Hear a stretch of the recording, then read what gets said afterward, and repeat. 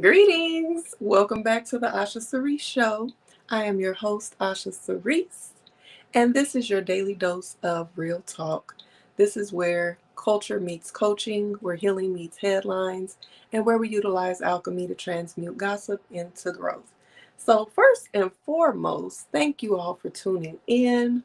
Guess what today is? Today is day 28, episode 28, which means we've showed up every day this month. We set the intention. The intention was to show up once a day for at least an hour every day this month. And we did it. So cheers to that. It's a celebration.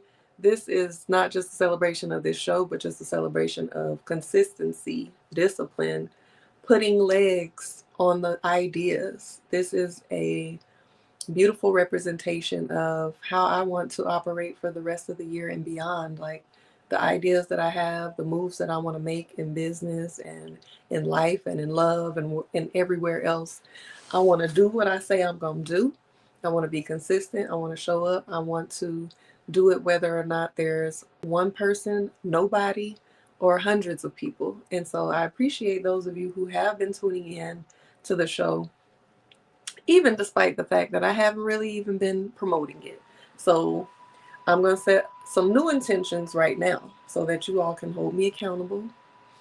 DM me, slide them DMs, comment publicly if you see that I'm slacking on this, because I can sometimes put a lot on my plate with the intentions and get a little excited about it. And then when it comes to executing, sometimes I might, you know, be human and not do everything fully.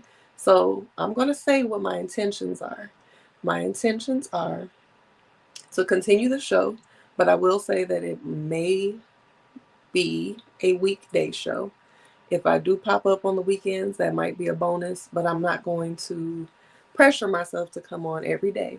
So it might just be I ain't going to say just, it might re, you know, I might redirect it into a weekday show, but we'll see. We'll see how I'm feeling in the month of March. Um, I will do better with promoting it, like posting clips of the show as reels and on other apps to make sure people are watching it. Um, I'm not going to set the intention to set a time for it just yet. That's why you need to be subscribed to the channel. That's where it lives.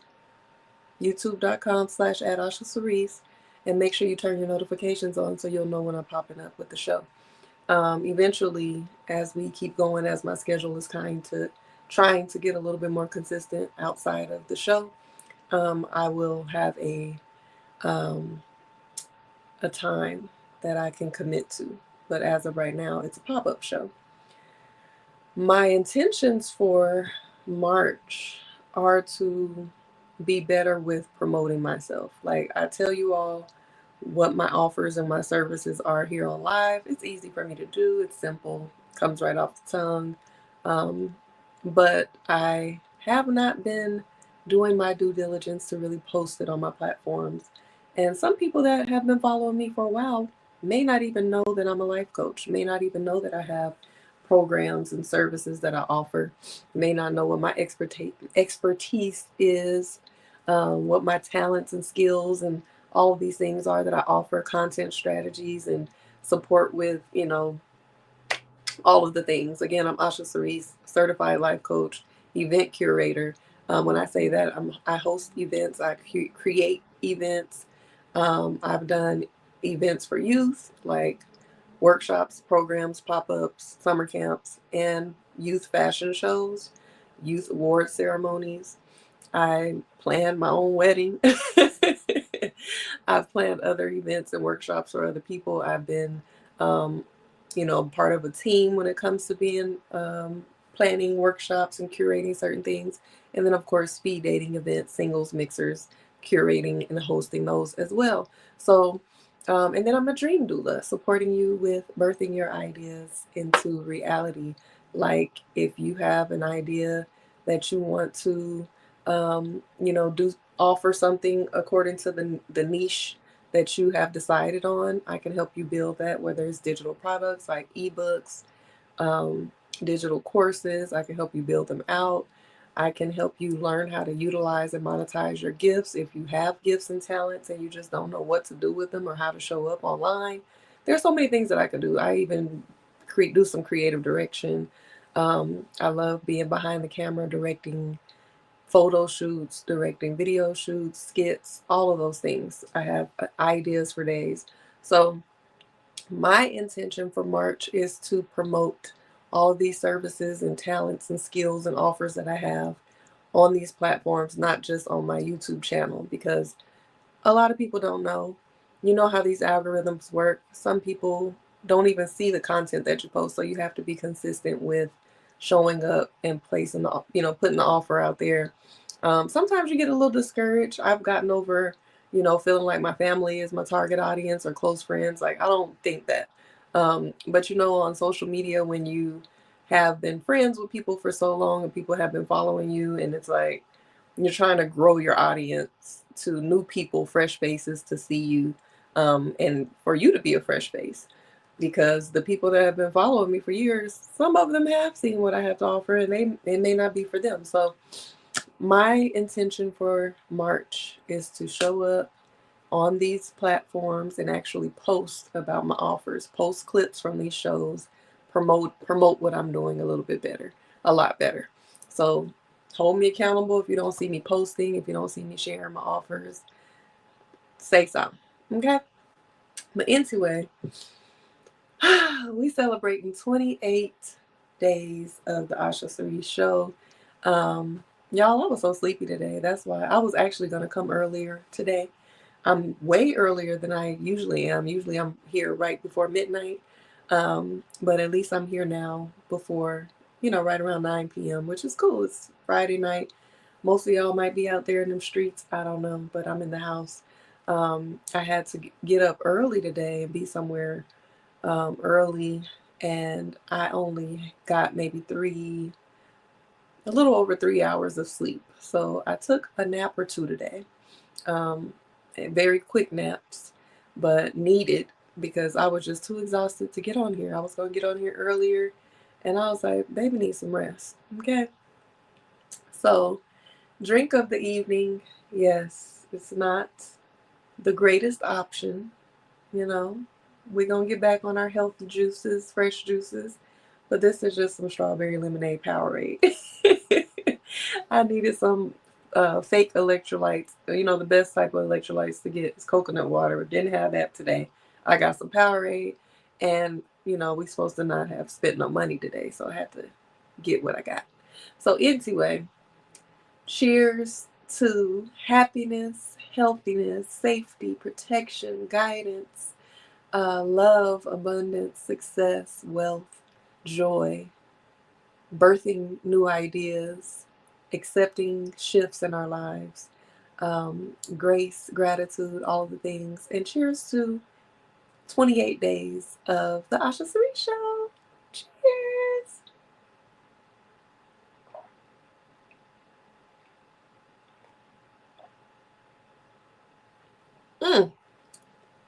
You got to gulp Powerade down. Can't be sipping.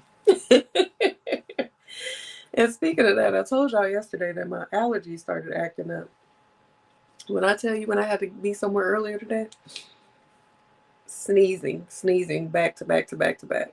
I know spring isn't officially for another 3 weeks, but it's definitely letting us know that it's kicking the dough in because March is tomorrow. First day of March is tomorrow, and it's letting us know we on the way. We here, basically. So the pollen is pollinating. If I sound nasally, I'm sorry. It might be a sneeze on the way because I can feel it. But anyway, let's get into this show. I have a few things that I wanted to talk about today before I go shower and chillax. Ready to Love comes on tonight, so I'm going to watch it. And I did not do what I said I was going to do about recording my feedback about Ready to Love. Ready to Love is just one of those shows that I really like to just enjoy. and not have to do, take my notes and stuff like I do when I'm reviewing shows. But I am going to review Ready to Love. I'm just going to have to catch up. So I'll have to review a few episodes and then I'll catch up before the season. So I am going to do it. I just didn't do it in the time frame that I said I would. So give me some grace. Stay tuned for it. It'll be on my YouTube channel. So, again, happy Friday and happy Black History Month. This is the last day of the recognized Black History Month, but we're celebrating Black history all month and beyond. Today, in honor of the Blackout Boycott. I don't know if y'all heard about it. I don't know if you got the group text like I did from multiple sources, seen it on your timeline, all of that. But we were supposed to be holding our dollars back today, specifically for corporations that have pulled back the DEI. But really, just in general, just trying to avoid spending any money just to show the power of our dollar.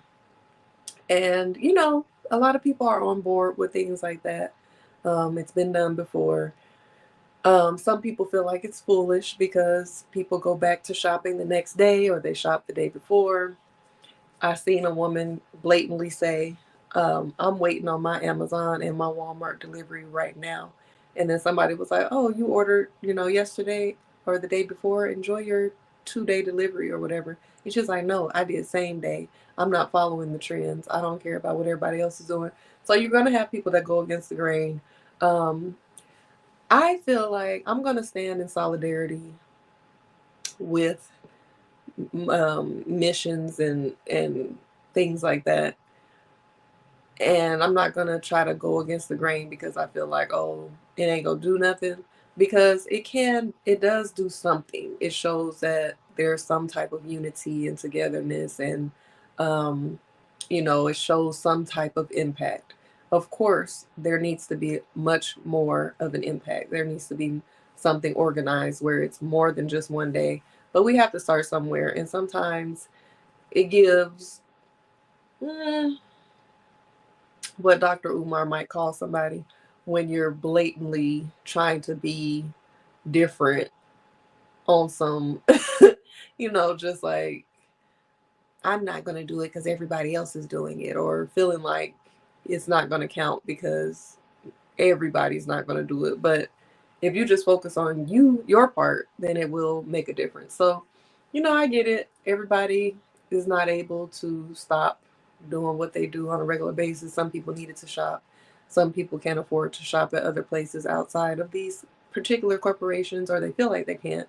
They don't have access to it. So it is what it is. We can only do our parts. I'm not judging nobody. If you feel like you don't want to do it and don't want to participate, that's cool. I don't have a problem with participating in things like that because all it is not shopping. How hard is that to do? Stay your ass at home and sit down somewhere. And if you did want to shop, supporting a Black-owned business or a small business instead of a large corporation, I don't think that's too much to ask for. So in light of that today, I wanted to take a moment to reflect the power of economic resistance that we saw during the civil rights movement. So one of the most impactful boycotts in history was the Montgomery Bus Boycotts of 1955 to 1956. Now, this was a planned boycott. There were different aspects of it, and what really catapulted it into a whole movement, it was sparked off by Rosa Parks being arrested for refusing to give up her seat to a white passenger, which was a part of the plan. It wasn't a spontaneous act. It was strategic. It was community-led. It was a protest against segregation and public transportation. Excuse me. So the boycott was planned by the Montgomery Improvement Association, led by Dr. Martin Luther King Jr., and it lasted 381 days, severely impacting the city's transportation system and economy. Excuse me. So people are complaining about withholding their coins for $1. When these folks back in the day, in the 50s, did not ride the most convenient transportation that they had, which was riding the bus. I mean, of course, you could have a car or whatever, but second to having a car, being able to get on the bus, go to work, handle your business, do what you need to do, get from point A to point B. They stopped doing it for 381 days. They figured it out. Some people walked miles to get to where they needed to go because they wasn't fooling with this and they needed to make a difference. So the U.S. Supreme Court eventually ruled that segregation on public buses was unconstitutional. And, that's just something that we don't see these days. And, we'll see what happens. But to feel like you have to complain about one day of withholding your funds when these people sacrificed and they were harassed, they were bullied, they were even assaulted, all of these things, and had to really sacrifice the convenience of being on the bus to walk everywhere they went or get rides, carpool, whatever they had to do, they found a way for 381 days. So some of the other major boycotts were the Woolworth's lunch counter sit-ins in 1960. College students staged sit-ins at segregated lunch counters, leading to desegregation of many public spaces. I'm trying to see, what was the movie I just recently watched? Oh, that was The Butler. I think they depicted some of those lunch sit-ins in that show or in that movie. I believe I had watched The Butler when it first came out, but I rewatched it a couple of months ago, and it was just like, oh, it was emotional watching those lunch sit-ins because how brave they had to be to sit in there not knowing what could possibly be done to them. But then the things that were done to them, like people literally right here screaming in their ears, screaming in their face, spitting on them, pouring food on them, dragging them out of their seats. Like, I'm cringing just thinking about somebody doing that. And we see Karens and Kens online. Like, I was watching a Karen video earlier, and the woman was trying to ask this man why he was in an apartment building, and they were on the elevator together, and she was questioning what he was doing in there. He lived there, and she called him an N-word with a hard R at the end. And so we see stuff like that, and of course he cussed her ass out and got in her face, as he should. But imagine when we couldn't do that, when we couldn't clap back or defend ourselves or stand on our 10 toes to be able to say how we feel in return. And even now, it's still not all the way equal because, some people's tears can be weaponized, and, other people are looked at as a threat at sometimes. So we still have to be careful when it comes to defending ourselves. But, you've seen it. You've seen it happen. You saw there's a video of a white older man saying the N-word to a black older man, and he slapped the Mario coin. He slapped him so many times because what you're not going to do is that, not in my face. We saw was it Montgomery as well, with the lawn chairs and the hat being thrown up, like, But just imagine protesting or just living your life and just being yelled at and spit on and dragged and all of these things, and you can't react. So we just have to really be thankful for our ancestors and what they've been through as well. Another boycott was the United Farm Workers Grape Boycott between 1965 and 1970, led by Cesar Chavez,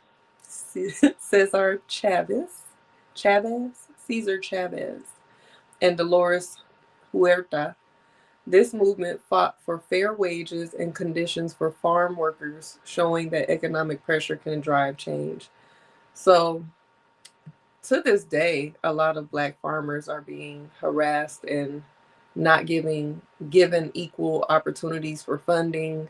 Some of them their animals are being poisoned, their crops are being tampered with, and they're trying to run them out of certain towns. So even to this day, Black farmers of color, are still not being treated equally. So we still have such a long way to go, and we just need to continue to do what we can to fight for equality, fight for fair treatment, fight for our rights, and continue to stay together on one accord and unify, even if we don't always agree with each other and we don't always see eye to eye.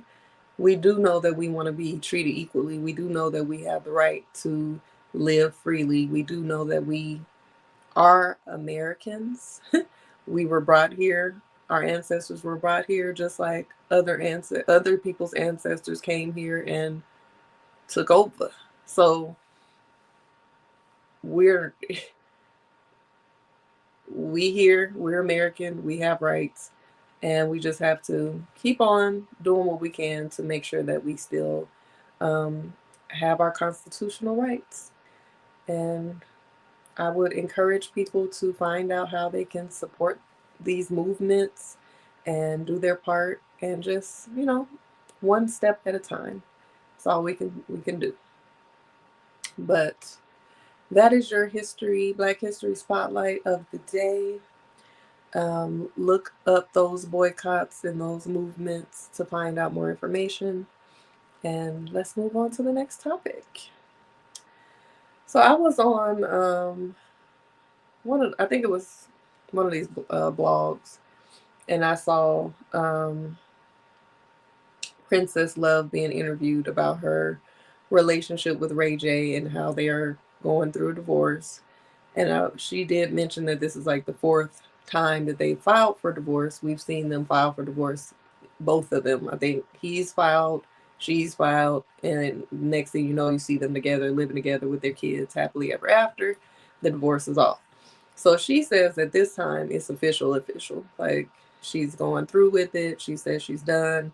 And she's like, there's just certain things that he wants to do that I'm not down with, and that I'm not going to be able to tolerate. So, and then she says she feels like that she gets out of character with the things that she either has to do or say in response to whatever he's got going on. So she shared that she had a lawyer for this divorce. She says that the lawyer he was like a cutthroat lawyer, really about that life, ready to go for Ray J's jugular. And she said that he wanted to have Princess Love file for full custody of their children. They have 2 children, a girl and a boy, Melody and Epic. And she wasn't on that. She said that he wanted her to file for full custody and request a whole lot of money. So Princess Love says that her and Ray J are still really good friends, and she does not want bad blood between her and her children's father. And so her lawyer she said her and Ray J came to an agreement, and when she presented it to her lawyer, he wasn't with it. He's like, I can't represent you if this is what you're going to agree to. So you're going to have to fire me. So she fired him, and now she's representing herself in the divorce proceedings. And clearly, I don't think the lawyer was morally offended or felt like he couldn't be on the case because he felt like she deserved better. He was thinking about his cut. He thinking like, if I'm not getting what I'm trying to get out of this case, then count me out. Because all this work I got to do, and settling with this little bit of money, I'm good. So now she's representing herself in the court proceedings. And she did mention that, like I said, she wants to, she doesn't want to be beefing with her children's father. And I totally agree. And I think that if they are doing this peacefully and amicably, that is admirable, because breakups don't have to be messy. They're already messy enough. It's already, feelings involved, and having to adjust to a shift in your life, having to create a new dynamic for their children. If their children are used to seeing both parents living under the same roof, And, you know, the whole dynamic is shifting. So why have it be drama filled and going back and forth and trying to take his parental rights and asking for more money than you probably even spend on a monthly basis? So I think it's very mature of them to handle it amicably. I remember when I was filing for my divorce, I saw a couple in front of me who were filing their divorce together, and they they seemed like they probably maybe had gone through their rough patch already, but now they were on one accord. They were on the same page of just being friends and going through with this divorce with no hard feelings.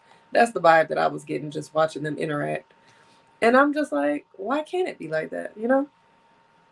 Because when I was going through my divorce, me and my, you know, I talked to y'all, told y'all this before. I let y'all into my business a little bit. I had moved on once we separated. We both moved on. Once we separated, and so I was dating someone during the divorce process. I had a boyfriend. He had his thing too. But so we were not really in the best place, me and my ex-husband. We were just like, at first it was like every time we talked we were arguing. So I stopped contact for a long time. And once I did file the divorce papers, and he was served, I remember him popping up at my job, and I hadn't seen him in a long time, so it was like really shocking. He didn't even know he wasn't supposed to know where I worked. I still worked for the same company, but I had transferred jobs to a different location. So one day he just walked into my office, and I'm like, and he had his divorce papers in hand, and he's like, "Can you help me fill these out?" It's like, no. Sorry. Like, I think I wouldn't, and it's funny because I wouldn't have actually minded helping him fill them out and us do it, you know, be on one accord or whatever, but I wasn't there at that place where I felt comfortable enough for us to even be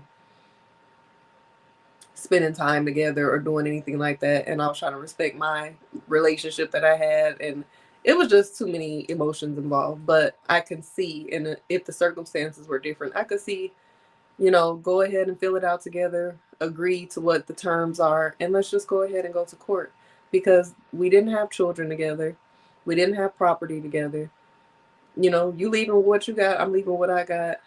Name change, there's nothing else to really discuss. So Um, I just totally agree with healthy breakups or departures, or like my favorite term from Hulu, Reasonable Doubt, uncoupling. When you decide that you want to uncouple, go your separate ways, it doesn't have to be a bunch of mess, shouting, arguing, fighting, going back and forth to court, you know, all of these things. Of course, when things are involved, like property and businesses and money and children and all of that, it does create a different type of situation. And if you can't come to an agreement, if a mediator can't help you solve it, then it can get messy. But you know, I just wish it didn't have to be. That's why I'm not opposed to people doing prenuptial agreements prior to being married, just so they can have an understanding of what's going on. And prenup doesn't always mean, you know, whatever you come in with, you leave with. You can have a certain agreement that you agree to in the beginning of the marriage, like, you know, if at any time we divorce, I agree to pay alimony for this amount of time. This is the amount that I'm willing to pay. You know, something like that, depending on the dynamics of your relationship.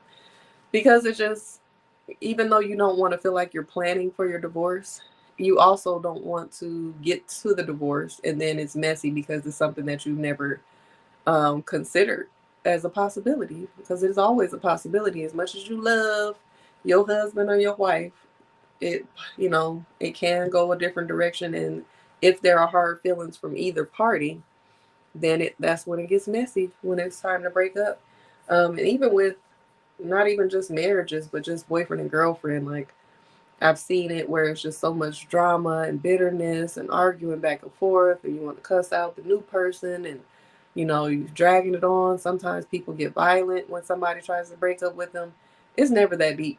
Like I get it. I've had unhealthy attachments in my younger years where, you feel like you want to crash out when somebody is hurting your feelings, when somebody is breaking your heart. You feel like you don't care. You take everybody out, including yourself. But it doesn't. It's never that deep. You will get over it. You will get through it. You will get past it. This is you. That's why you have to kind of not feel like you have possession and ownership over people, and understand that it is an experience that you've had with this person, and sometimes it's a season, and as much as it hurts to separate from someone that you love and you thought that you would be with forever, it's not the end of the world. So crashing out, cussing folks out, fighting, being violent, unaliving folks, unaliving yourself, what for what, in the words of Angela Bassett as Katherine Jackson, what for what? Don't do it. So again, um, just because you no longer want to work as partners or in a relationship does not mean you have to be enemies. You don't have to be friends. It could be cool if you decide to be friends. We'll talk about that in a minute, but you don't have to be enemies. At one point, you love this person. It's like they say, it's a thin line between love and hate, because you'll see people that just were absolutely in love and couldn't live without each other in the blink of an eye. They hate each other's guts. They're the worst enemies. They're trying to just do the worst things to each other, and it's crazy. But agreeing on your boundaries, defining how you'll communicate, co-parent if children are involved, and how you will interact moving forward, it's important to be able to communicate, and just come to an agreement that you both can live with. And harboring anger really only hurts you. Internalizing that type of stuff makes you sick. You sitting there, most of the time it's only one party that's more bitter or angry than the other one, while the other person is living their lives, moving on, skipping off into the sunset, and probably in a whole new relationship while you sitting there sliding down the wall. Um, with these divorces, if you can avoid getting so many people involved, like a legal team and lawyers and all that, that's great. But sometimes you do need some type of mediation, or lawyers. And if you're going to have that, at least try to find a peaceful way to resolve the issues and come to an agreement. And again, if you can't operate from love, at least try to operate from respect, because at one time you did love this person. If you have children, at one time you had moments of intimacy where you created life. So do your best to try to have an amicable breakup. And speaking of that, I saw on Instagram a post that said, if your family still loves your ex, just leave me alone. Something like that.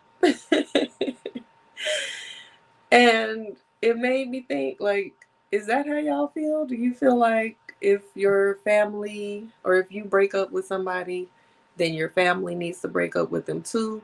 Do you feel like if you meet somebody and you find out that the ex is still loved and still comes around, that that's a deal breaker for you?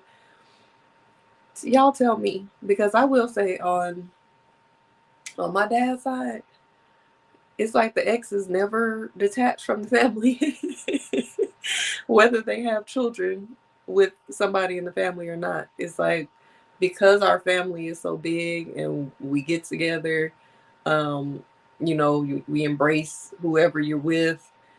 They become a cousin, they become a brother or sister. They develop friendships within the family.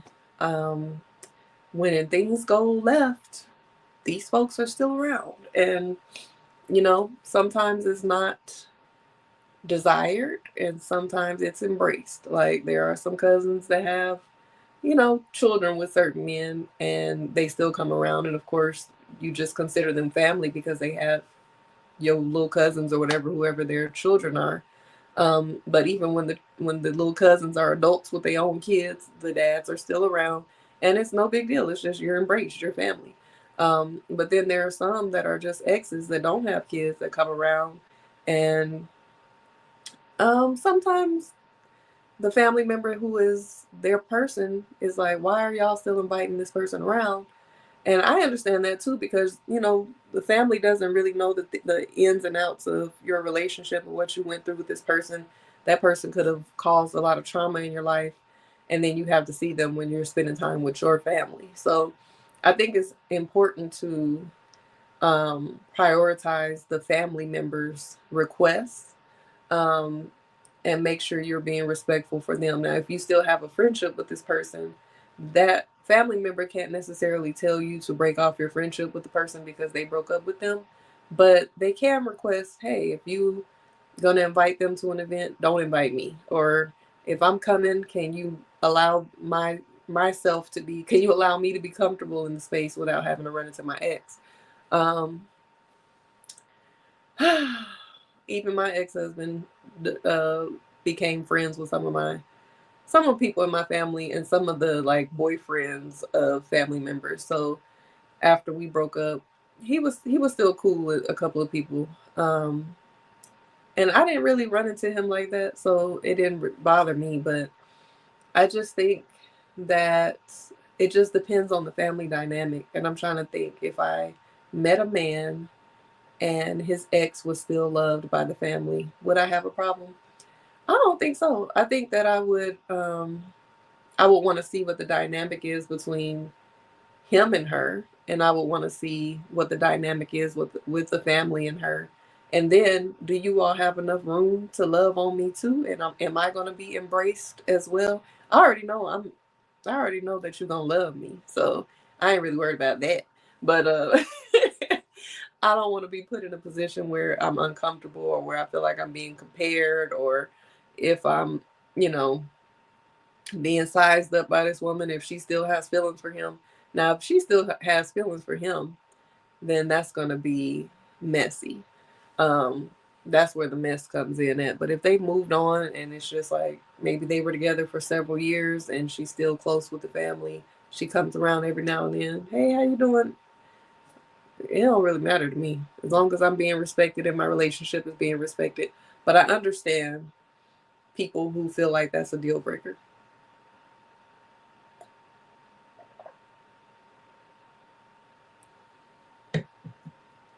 Especially if your partner doesn't have children with this person and it's just an ex.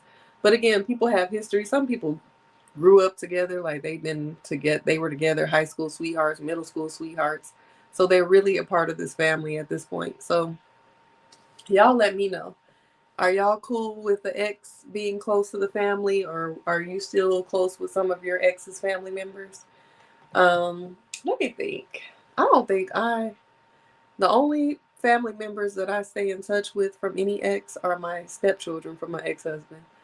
Um, Outside of that, mm-mm, I'm I'm detached. I have not kept in touch with anybody's family, so mm-mm.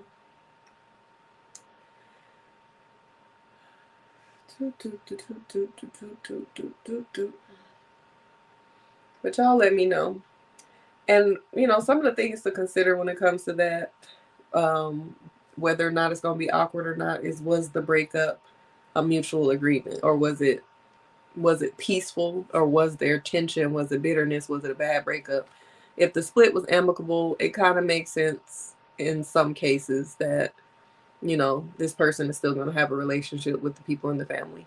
Um, Considering things like, was there any type of cheating or abuse, or like I said, any type of trauma. And oftentimes your family doesn't know what you went through in your relationship. So you may be brewing, feeling like this person um, hurt you or harmed you or traumatized you or whatever. And then you got to be around them because your family can't cut ties with them. Then I feel like at that point, not that you have to explain yourself or tell your business. If you've set a boundary and you've asked your family that and told them that you're uncomfortable with it, and they still have not, um, they still haven't considered your feelings. If you don't want to communicate why it is that you're standing on business about him not being around or her not being around, and you want to share some of the things that you went through with them, you could do that. Or if you feel like it's none of their business and you just want to set the boundary yourself, unfortunately, the boundary would have to be you taking yourself out of the situation, because you can't control your family and you can't control your ex. So if it's something that makes you that uncomfortable and nobody's respecting your boundaries, unfortunately, you have to opt out of those situations. Be like, if this person is going to be there, then I won't.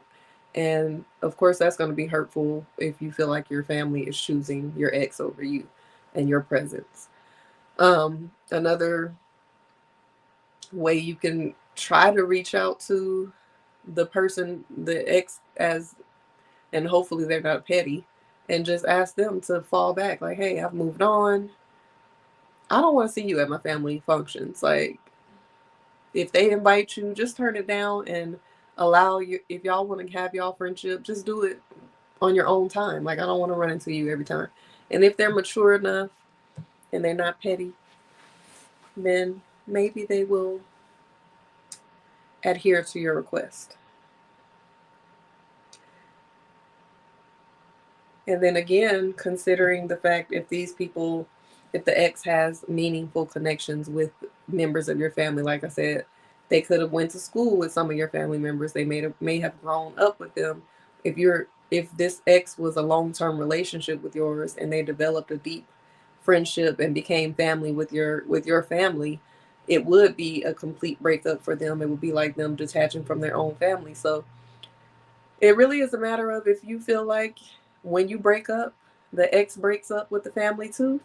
Um, but that's you kind of trying to put a stipulation on the relationships and bonds that they've created outside of you. Then you have to again ask yourself if it creates tension in your healing journey. So if your family or if your family maintaining a relationship with your ex is interfering with your ability to heal, again, having that conversation, or just setting your own boundary to stay away until they get it. That's one of them things. It's individual. Everybody's different when it comes to that. So you really have to figure out what you're going to do when it comes to that. But imagine you getting really close. And that's why, even when it comes to like dating people with children, I know how close I was to my stepkids when they were younger. I literally loved them. I treated them like they were my own children. I made sure that they had comfort and safety and nourishment and fun and love, and they knew their family. And I wanted the best for them. And so I can't imagine every man that I would get with after my ex-husband, if they have children, like creating this big bond with them, and then something happens and then it's like, oh nope, you can never talk to them again. So that is one of the reasons why I prefer men without children now. The main reason is because I don't have children yet, and I would like to share that experience for the first time with my future husband. But that's the second reason, is because I don't want to get attached to a new set of children. And it takes a lot to detach from children. You don't necessarily have to, but sometimes you don't have the option. And then the dynamics are going to automatically change, even if you still have the connection with the kids. It's not going to be the same, like them staying with you and all of those things. So you got to know what you can deal with. You got to know. So last night, let's just shift gears a little bit. I decided to watch the interview with the R&B singer Mario on, Shan Booty's podcast, Lovers by Shan. I love her show. She's a sexologist. She's an expert um, in sex and intimacy and all the things. So I really love her shows and the insight that she brings. And she just rebranded, and this was like one of maybe the second episode from the new rebrand, first or second episode. And it gave me a lot of insight on Mario that I didn't really know. You know, Mario was one of the people that was a poster on my wall as a teenager. And so, you know, I had a little childhood crush on him. I don't really look at him like that in that light as much as he's gotten older. Kind of reminds me of Chris Rock a little bit.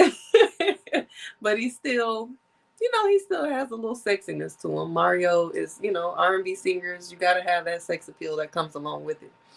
But on this episode with Shan Booty, um, the title of the episode was Healing the Mother Wound. And let me see. I want to get the correct title. I actually have it pulled up here. Oh, I took it off. Mother Wounds, Healing His Feminine, and Apologizing to Women. So I saw a couple of clips and I was like, yeah, I'm going to watch this. So that was one of the reasons I was up super late last night, even though I had to get up early. One of the main things that he talked about was his relationship with his mother. She was addicted to drugs, so she wasn't really in his life like he would have wanted her to be. And I believe he said he was maybe around 10. Let me get to my notes on the episode. I hope I did not. Hold on.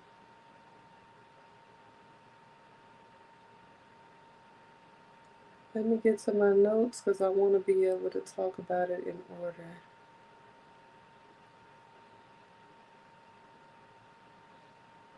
Let me see if I deleted my notes. Hold on, y'all.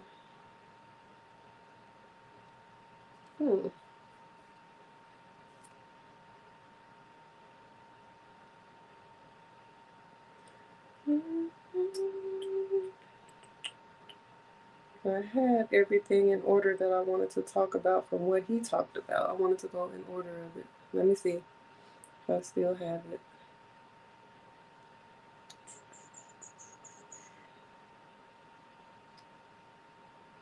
Okay. Let me do this. So, okay. I'll wait till this comes back up and then I will go in order of the conversation. That's interesting. Anyway, it's not coming up. So he first talked about his relationship with his mother. She was on drugs. She wasn't there, and I believe he said that he was around 10 years old when he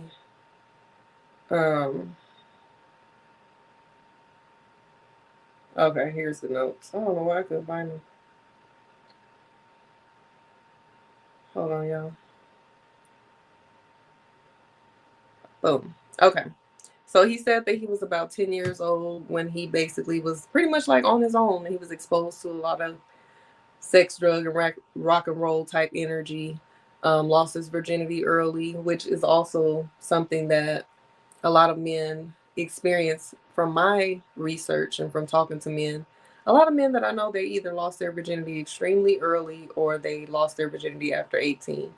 You know, most girls that I know lost their virginity around high school age, like 14 to 17, or they waited until college.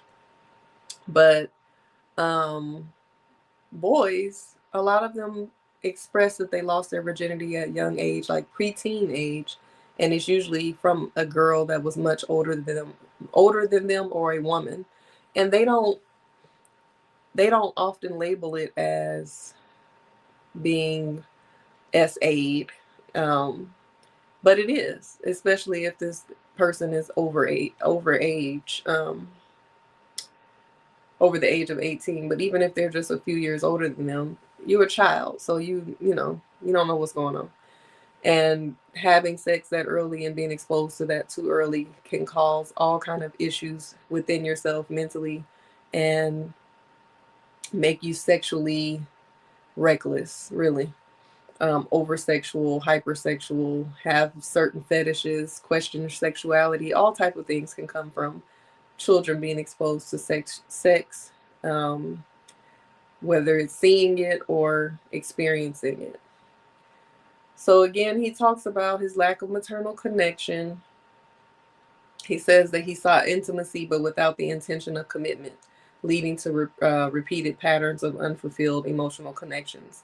So he talks about just like he would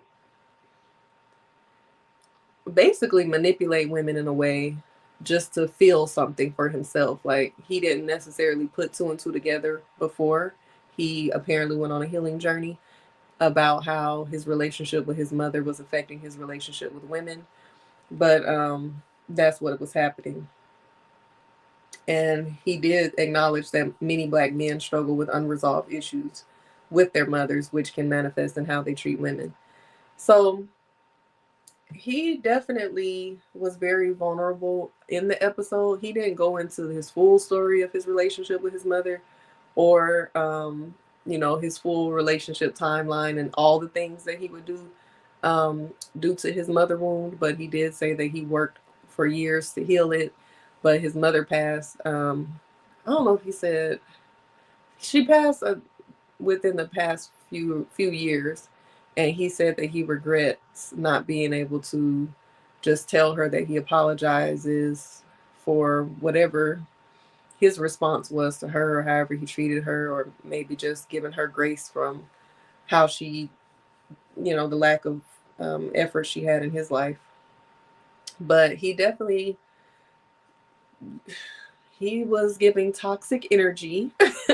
He describes how he used emotional disarmament to connect deeply with women without responsibility for long-term intention. So he was talking that stuff. I encourage any woman to go watch the episode. Again, it's Mario on Lovers by Shan. It's Shan Booty's podcast. And he's talking about disarming women by making them feel like they have a safe space and being vulnerable so they feel comfortable being vulnerable. But he wasn't necessarily attached to his vulnerability. So he's only saying certain things to make you feel like you're connecting, but you're basically like somewhat of a trauma bond, but he's in control of the trauma bond. And I've personally experienced this. That same relationship that I told y'all I was in while I was separated from my ex, he did that. Like, I made a mistake by telling him all my business and everything that I had been through and all my woes and ohs. So he took bits and pieces of what I had went through and he mirrored them. Like, he literally was making up stories that I found out later to mirror some of my trauma and my experiences. So I'm feeling like we're connecting on a deeper level. I'm trying to trauma bond basically, but you're manipulating the situation because I gave you the blueprint. So Mario admits to doing this with women, and he reflects on how this led to feelings of guilt and a need to make amends. But he basically was saying that he knows he has a special set of skills to unlock a woman to a certain level of intimacy. One being vulnerable so she can feel like she can have a safe space with him. Another one is because he's like, I'm an R&B singer, I'm a songwriter. I know I have a gift of words, so I can basically he know how to spit that game. He knows how to get into a woman's head. And a lot of times a woman thinks that she's just digmatized, but your ass is really brainwashed. Because it's not just the intimacy and the good sex. That's a part of it that brings all these hormones up, like um oxytocin and dopamine or whatever else, the love hormones that come up. It also, if somebody can get into your mind and make you feel like you're the one, we have this closeness, they're telling you all the right things, and they already know your weaknesses and um, your pain points. So they can utilize that in order to make you feel safe by telling you that they're going to be the opposite of whatever it is that you've been through. That word game and that head game will have you messed up. It'll have you going crazy over somebody that's not good in bed if they get in your mind right. Viantre says baiting. Yes, absolutely. So he also talks about I want to see if my notes say everything that I want to talk about on that topic. No,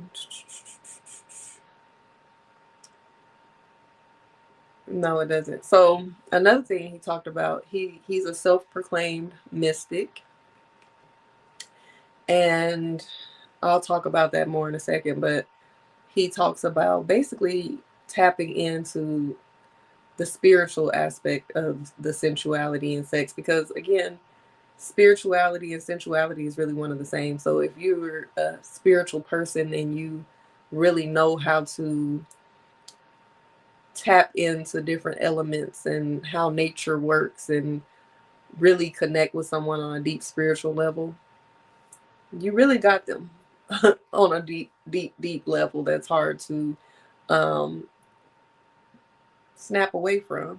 And the fact that he was doing all of this, it's a beautiful thing when you share this type of energy with someone who actually loves you and has intentions to be with you, and you agree to this exchange of energy and this powerful feeling. But when someone is doing this to get in your head and get in your spirit and get in your body, and you didn't agree to this because they really don't want you like that, they're just kind of playing a game and seeing how powerful their tactics are, it can get really ugly. And he said that he also um he used to like the feeling of a woman saying that she's done with him, like she's finally got her power back and break free from him, and then he reels her back in, and it was like a power thing. So any woman that has dealt with any type of man that exhibits some type of narcissistic traits or just a toxic ass ninja, you already know how that can be when you finally regain your strength and you like, I ain't fucking with you no more, I'm out. And then something, every time I try to leave, something keeps telling me that they just keep pulling you back in. So Mario also talks about masculine and feminine energy in relationships, and not even just in relationships, but within himself. So he talks about how he had to heal his feminine, and how he had to tap into his feminine energy, and also feel safe and feel secure about even acknowledging that feminine energy exists within him, because sometimes men shy away from that term, and Shan Booty also addressed that as well, that she likes to shy away from those terms when she talks to men as well, because as soon as they hear feminine, they're like, oh no, I can't do that. But we all possess both masculine and feminine energy. Feminine energy doesn't mean that you're feminine. It doesn't mean that you are effeminate. It means that you are tapping into certain elements of yourself that operate from feminine energy, like being. Masculine is doing, receiving and allowing, resting, being nurtured, feeling protected, feeling safe, all of those things. So even certain aspects of sensuality and intimacy can be tapping into your feminine energy. So he did mention how he healed his feminine, which also allowed him to relate to women better and allow him to have healthier, more healing experiences. Um, Again, he shares how embracing his own feminine side, vulnerability, emotional care, self reflection, emotional intelligence, he mentioned that a lot too, has been recent for him on his growth journey. And the fear of appearing weak made it difficult for him to accept those qualities in the past, which a lot of men go through. Um, and it's not, I can, it's not easy for a lot of people to be vulnerable, but specifically with men, men don't always feel like they have safe spaces to be vulnerable. And even when the spaces are there, they just may not feel comfortable sharing or being transparent or letting their guard down, with fear of being considered weak, fear of being taken advantage of, fear of being hurt, fear of healing. Some people have fear of healing because they don't know what's going to come up. They don't know how that healing journey is going to affect who they are, who they've attached themselves with, what they've attached themselves with, the version of themselves that they've gotten comfortable with. So that's a big deal.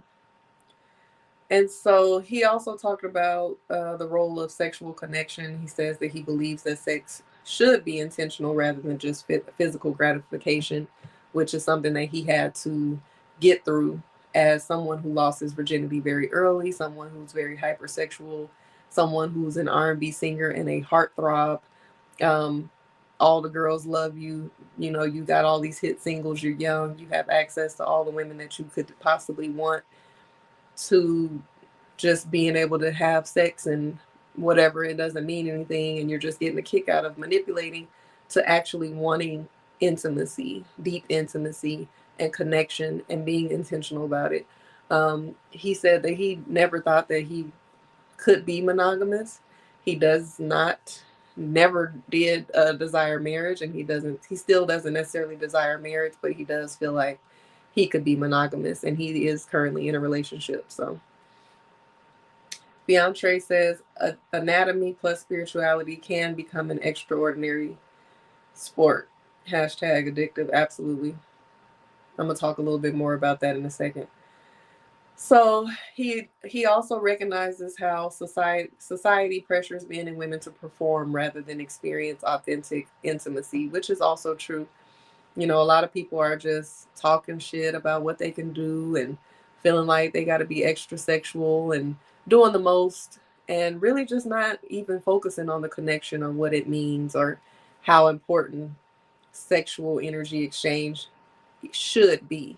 Of course, you know, it's not that deep for everybody, even though it is for everybody, if that makes sense. Everybody doesn't look at it how deep of a connection that really can be or should be or is. Some people just want to have fun. Some people just want to get that, release that energy, release them hormones, and just keep it moving, not knowing how it's affecting them spiritually. Um, and some people feel like they know how to have sex without the connection and it doesn't bother them. It's not that deep for them. And that's on them. So he also shares that intimacy starts before physical connection. It begins with how someone makes you feel mentally and emotionally. And I completely agree. I feel like intimacy is really tapping into all of the senses, which is sensuality, um, basically. So the conversation, it doesn't even have to start when you first see each other. It can start when, just the anticipation of each other. And then, of course, when you talk to each other, just being excited and being, um, feeling the intention, feeling the chemistry between you, the conversation. To me, meaningful conversations, deep conversations, that's intimacy. Sharing space, sharing good music, just being in each other's company, the touch, the lighting, all of the things, like everything has to be on point for intimacy to be built, in my opinion. It's not just, let me lick you here or touch you there and then let's just get it. Like, no. But again, everybody's different. You know, they got sapiosexuals and demisexuals and all these different terms. But I really feel like those people who don't feel like they need foreplay, or they don't feel like they need to build up on intimacy, I don't think they've actually ever experienced it to know the difference between just intimacy and sex. So he also talks about, and for those who are just joining, I'm talking about the interview this R&B singer Mario did on Lovers by Shan podcast on YouTube. He admits to previously manipulating emotions for selfish gain without realizing the consequences. And he does discuss, like I said, losing his mother in 2017, and it forced him to reevaluate his relationships and take responsibility for past actions. So I think he was promoting his song I think it's called Sorry, and it's about how he felt about not being able to apologize to his mother, and also how he felt that he needed to apologize for all the women that he's hurt that really did love him and they really did have something special in the moment, but he did not accept or allow or receive or understand or conceptualize what he had when he had it. And so now, there's maybe not regret, but there's lessons learned. And he recognizes that healing his inner wounds was necessary to change his approach on relationships. So he did acknowledge the harm he's caused. He does express a desire to respect and cherish women in a way that he didn't before, and he realizes that true intimacy is not about control or manipulation, but about openness, vulnerability, and trust. So I was just going to also add to that hold on. You just really have to be careful with these men, because I wanted to rewind back to the fact that he is a self-proclaimed mystic, and I wanted to read the definition of mystic if I can find it. I don't know what happened to my good notes that I put in here. Okay, so he considers himself a mystic, and the meaning is he has a deep understanding of spiritual intimacy or spiritual energy, intimacy, and connection. But the actual textbook definition of mystic: a person who seeks by contemplating and self-surrender to obtain unity with or absorption into the deity or the absolute, or who believes in spiritual apprehension of truths that are beyond intellect. And not only did he talk about being a mystic, but he also says that he practices magic with a K. And I wanted to read the definition of that. So magic is an alternative spelling, magic with a K, M-A-G-I-C-K is an alternative of spelling of the word magic that is used to refer to a spiritual practice and occult magic. It is often associated with paganism and Thelema. The spelling magic with a K was used by um, Aleister Crowley. I think he's like a Satanist, or might have been the founder of Satanism. Um, he's a 20th century esoterist, and he created that spelling to distinguish his occult magic from stage magic. And magic is the practice of aligning oneself with natural forces to manifest intentions. It is also defined as the art of science of causing change to occur in conformity with the will. The purpose is not about gaining supernatural powers, but rather about understanding the hidden forces in the universe. In paganism, ritual techniques that change a person's consciousness are considered magic. So I read that to say that sometimes you have to really be careful. You have to be careful with everybody. But with spiritual men that are really spiritual, that practice certain things, that have a special set of skills, knowing how to tap into different energies and all of the things, they will really have your head gone if you allow them to. So I always say, you have to pray over yourself for protection or whatever, and don't allow anybody to do anything that you're not agreeing to.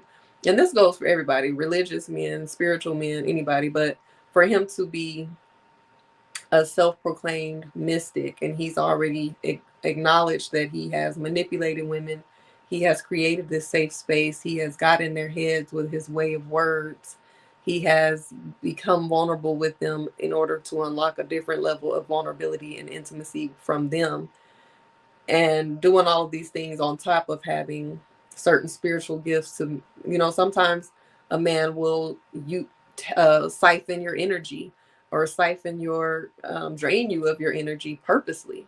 They will utilize you as a portal to manifest certain things that they're trying to do, and next thing you know, you're drained of your energy, or your aura, your ashe, or whatever it is that you believe in. And they're fulfilled, and they are pumped up and happy and energized and birthing new ideas and creating, hit singles and all of this. And your ass is somewhere looking like a damn prune because you didn't spiritually allow somebody to siphon your energy. So I just wanted to say, be careful. Be careful. So, um, if he knows how to tap into your aura, but he isn't opening him, open himself, he might make you feel deeply connected. But is he reciprocating that openness? And then sometimes you got to fact check. Not that you got to do a background check, which these days you kind of. But the person that I was telling y'all about that I was in a relationship with, and they kind of utilized the things that I told them to mirror that, so that we can fake uh, trauma bond.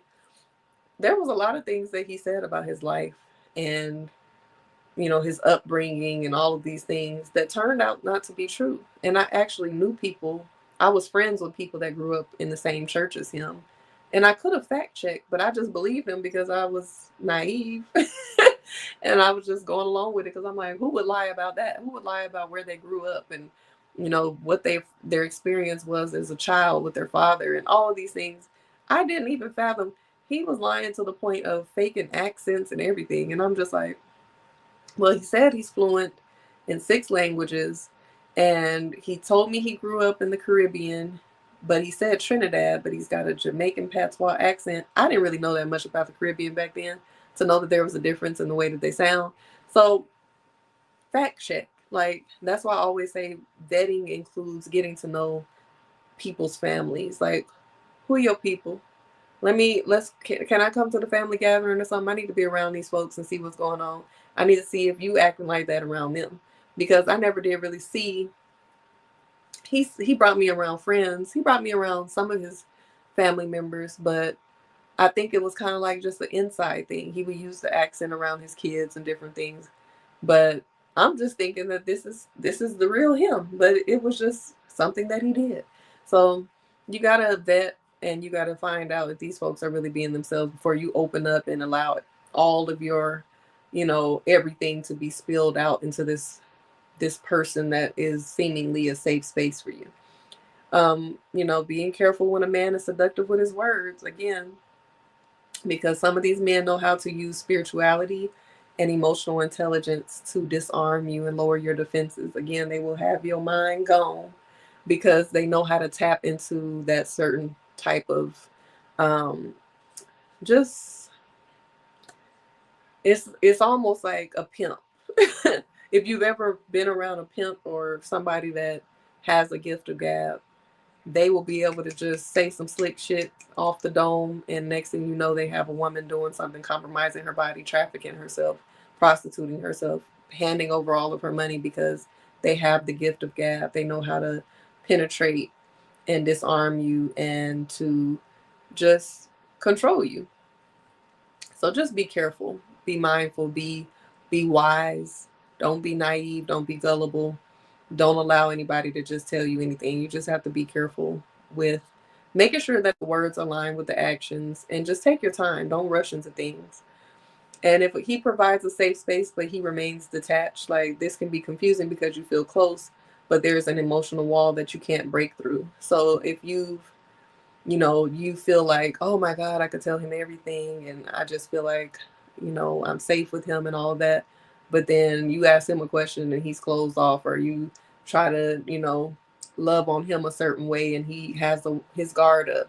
Just be careful. So if you feel like, sometimes it's you. Sometimes you're the person that has created a safe space for somebody, and you still have your walls built up and you're not allowing yourself to be vulnerable or transparent. If you feel like you are struggling with that, please visit my website, oshacerese.com. I recommend my program, 5 Ways in 5 Days.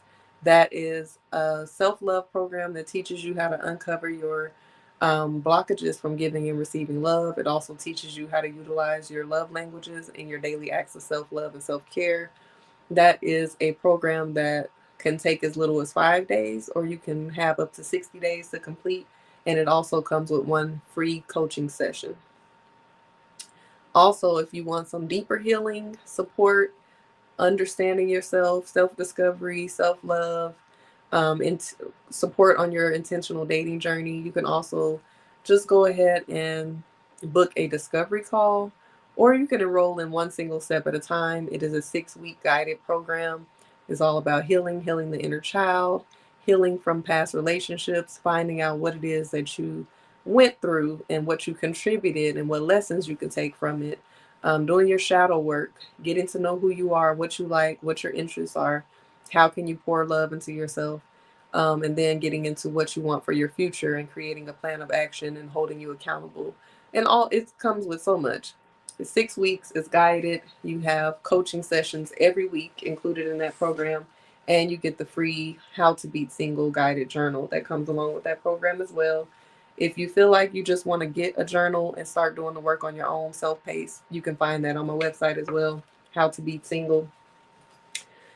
Also, if you are an influencer, a creator, creative business owner, somebody that has some ideas and you just don't know how to utilize and monetize them, go ahead and book you a strategy session, a content strategy. We can build you out some programs, some digital courses, some ebooks. You need some graphics. If you just need some direction, you need somebody to just hold space for you to figure out what is it that you can offer. How can you monetize what you have, your talent, your creativity, and your skills? Go ahead and book a strategy call. um, I can get you a 30-day content plan. Whatever it is that we figure out on the strategy call, we're going to get you together. So again, visit oshacerese.com for all your coaching services, programs, guided journals, strategy calls, or, there's some other things on there you got to go see.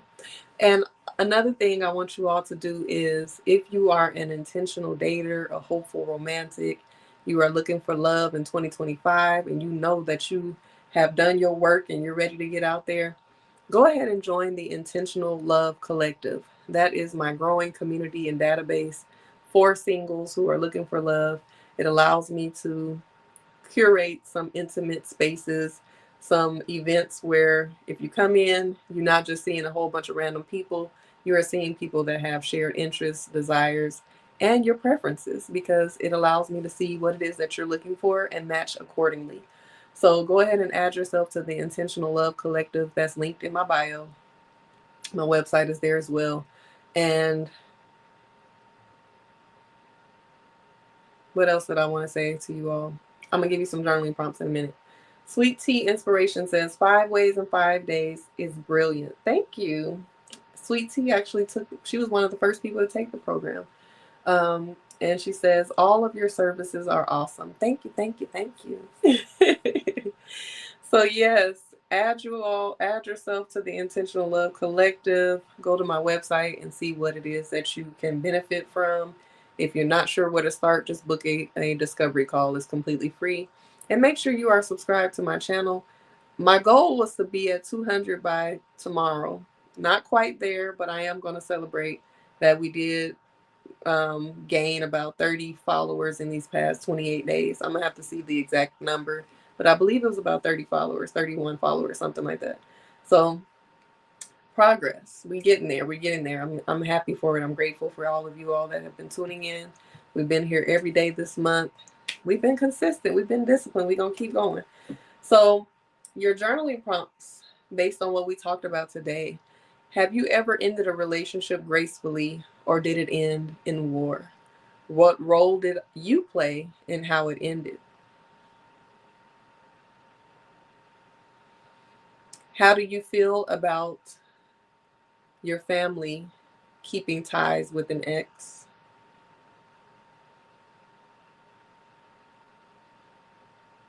And have you ever experienced emotional or spiritual manipulation in a relationship?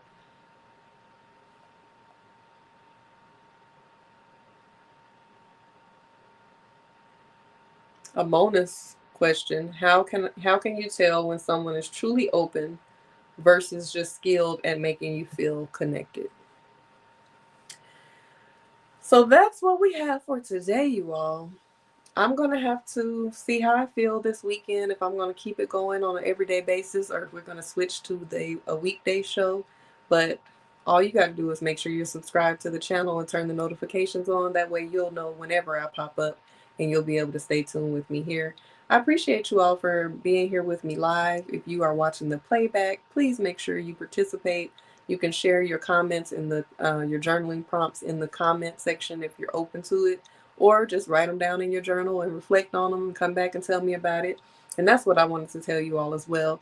If you have any letters that you want to write me, if you have some questions or you want feedback on a particular situation that you're going through and you want some coaching on a particular scenario that you are dealing with, feel free to email me at oshacerese@gmail.com. That's OSHACERESE@gmail.com. You can write me letters. I can read them anonymously on the show and unpack them for you. Or if you want to send me any feedback, comments, questions, any topics that you want me to discuss that you see online or is trending, because I'm not on every platform, so every platform has its own set of trending topics. If there's a particular topic you want me to address, feel free to email me, oshacerese@gmail.com. Other than that, getting ready to unwind on this Friday night. I appreciate y'all for tuning in. Stay tuned for the next episode, and I will talk to you later. Good night.